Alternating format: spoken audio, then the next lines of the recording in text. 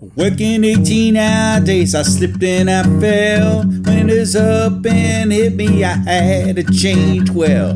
There's no way to sustain it, you'll crash and burn. Will not be able to work and no way to earn. Change well, and then you can leave. Change well, and your kids you can feed.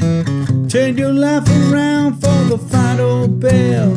It's now or never, you have to change well. It's now or never, you must change well. Hello and welcome to another episode of the Change Well podcast by Wellness Leadership LLC. I have just got back from a practice, and we'll speak about it more later, that I've done for the last 3 years. It is called Body and Soul Time. And today, I'm switching it up a little bit. Last week, I talked about the fact that I was going to talk about body and soul combos. But what I realized was I haven't talked about the importance of cleansing your soul to heal your body. So today's podcast is on exactly that. You know, there is a definite connection between body and soul. Be happy, feel better. Share kindness, win friends, and feel good. On the other hand, when you are stressed or miss your workout, it's not always easy to turn the other cheek. Common sense confirms recent studies that caring for others improves both the well-being of those you helped and your own well-being. I have struggled to learn this lesson over my 60 years. I'm naturally an intense person and, I hate to say it, a bit of a curmudgeon. A person who is sometimes not kind to others, particularly myself. Driven to achieve, I sometimes drive other people out and best beat myself up constantly. This often leads to regret, guilt, and more often than not, an eating binge. A happy person is a healthy person, and vice versa. That is why when I started my weight loss journey soon after, I thought it was just as important to work on my soul. I mean, it's not perfect. I think I'm better in the fact that I keep healthy, and I have to constantly work on my difficult disposition. Let me tell you a few measures I did to help me in my disposition and correspondingly my health. This is what I did. First, I started writing in a kindness journal. I journal 6 minutes daily in this journal. It sets my daily goals for how to be a better person and helps me envision the person I want to become. It also provides me a place to recognize those items the day before for which I was most pleased and what I was not so pleased about. Lastly, I set my intention on the one kind or beneficial act that I will do to make the world better for others the next day. I use several journals. One I could mention it's simply called the Kindness Journal. And we'll have a link to that in the show notes. Second, I'm a fanatic about phone apps. And I found a phone app that I really love. It's called Happy Feed. Besides writing in my kindness journal, this simple app that you can get on Apple, I believe it's also available in other platforms, Happy Feed, and I'll have a link for that too, allows you to just capture 3 happy moments of the day, along with some comments. A lot of times I capture pictures of birds flying over the lake. Sometimes I'll write something like, I got 8 hours of sleep last night. The key is to dwell on what makes you happy rather than what makes you stressed. 3, this is probably the most important thing. This sounds bad. I'm proud of it though. I have now had over 600 plus days of praying at least 20 minutes. There's no room to worry when you are thankful and you're prayerful.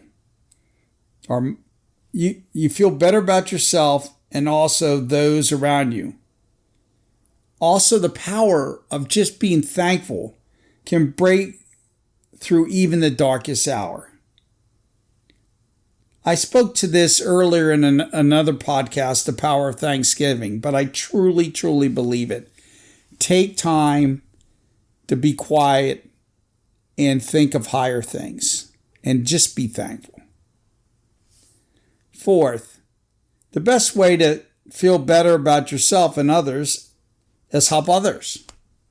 Helping others benefit those you help and yourself.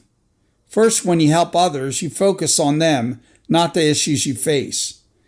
Also, you're so preoccupied with the task at hand, whether it's building a house for Habitat for Humanity or distributing food as part of Mobile Loaves and Fishes or walking to raise funds to combat cancer, yet you often do not have time to overeat or overthink. So the key thing is when you're feeling down, go out there and help somebody. When you feel like you want to go on a stress eating binge, think of something you could do to take your mind off of yourself and the food that's calling you to eat it. Last, and this is so difficult for me. People that know me know I am so intense, but the key thing is smile. The simple act of smiling has been proven to lighten your mood. And of course, it lightens the mood of others. Better yet, laugh a few times. It is the best medicine, as they say.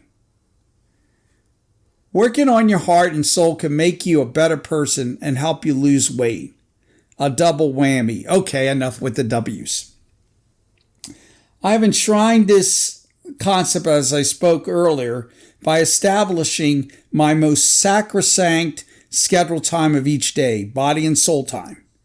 If you look at my calendar, you will see it each day, 6 to 8 a.m., blocked out as body and soul time. This is when I do a weekly set of body and soul combos, combining mindfulness and prayer with exercise. Now, I promised this podcast last week, but I'm going to do it next week because I needed to do to set up this one. It's kind of a little mini blog series. But for now, let me close with, of all things, the importance of being third. Why am I bringing up this topic? Sounds like like I'm going a different way. Not really. We just talked about helping others. A few weeks back, when thinking about Dr. King's legacy on his birthday, and other selfless people like Gandhi and Mother Teresa, I tried to find a common thread that pulled them all together. And I realized it was because they were each third. Behind their religious beliefs and the care for others. I then thought about, of all things, Kermit the Frog in his song, It's Not Easy Being Green. And I thought to myself, especially for myself, it's not so easy being third. So I decided to write this poem to the tune, and It's Not Easy Being Green. I had this album. It was the first album I had. I think I got it when I was 7 years old, when Sesame Street just came out. And it was Kermit's song on the album. And I hope you enjoy it. I'm going to try to sing like Kermit, but I'm not as good. It's not easy being third, putting yourself behind our human family and God's word. And people tend to pass you over because you're not in the latest fashion or have cool toys like some other guys. But third's the purpose in your life. And third, can help end earthly strife. And third, can change the course of a nation, or build bridges to others, or define history. When third is what you're meant to be, it could make you ponder why. But why ponder? Why ponder? I'm third. It's written on our souls, and it's where we are meant to be. Sorry about that little mess up at the end, but be third and in first in the heart of others, and change well.